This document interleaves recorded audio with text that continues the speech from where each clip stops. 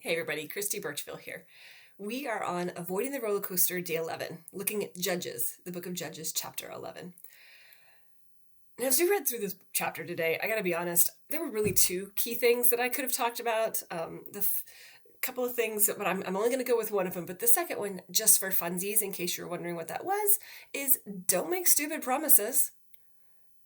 Make sense with the promises that you make and don't be hasty and impulsive when you promise something. Make your promises mean something and matter.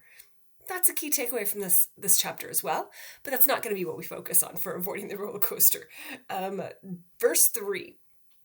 So Jephthah fled from his brothers and settled in the land of Tob, where a gang of scoundrels gathered around him and followed him. If we're going to avoid the roller coaster, we need people around us to encourage us to follow the road, to avoid the roller coaster. If we are surrounding ourselves or allowing ourselves to be surrounded by people of questionable character who aren't following God and are seeking to be obedient to Him, that's not going to help us get where we need to be. We are going to struggle because of that. And it doesn't say that like Jephthah went and sought out these people or went to go find these scouts, but they found him. And they stayed attached to him and they followed him. And he didn't do anything to change them or try to push them away. He continued to associate himself with those people. There's several leadership books that will talk about the fact that you basically are the accumulation of your 5 closest friends. You can take a look at the 5 people you spend the most time with. What are their characteristics, the phrases, the statements, the perspectives, the thoughts. You're going to be pretty much a compilation of those.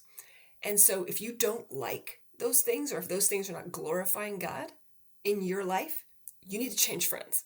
You need to change the people that you bring into your inner circle. Now, you should have friends of all kinds, Christian, non-Christian, that you should be associated with lots of people. But your closest inner circle, those need to be believers, people that are going to be encouraging you, that are going to be standing with you, that are going to be willing to say, hey, knock it off, you're being stupid. Because you need people like that in your life. I need people like that in my life. The accountability matters.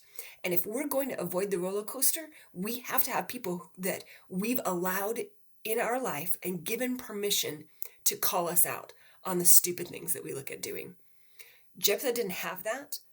And as a result, he ended up kind of back and forth and up and down. And then, as you see later in the chapter, made a stupid promise that resulted in him having to follow through on some stupid things. So pay attention, consider who you have around, who's influencing you, and allow that to help you not fall into the roller coaster.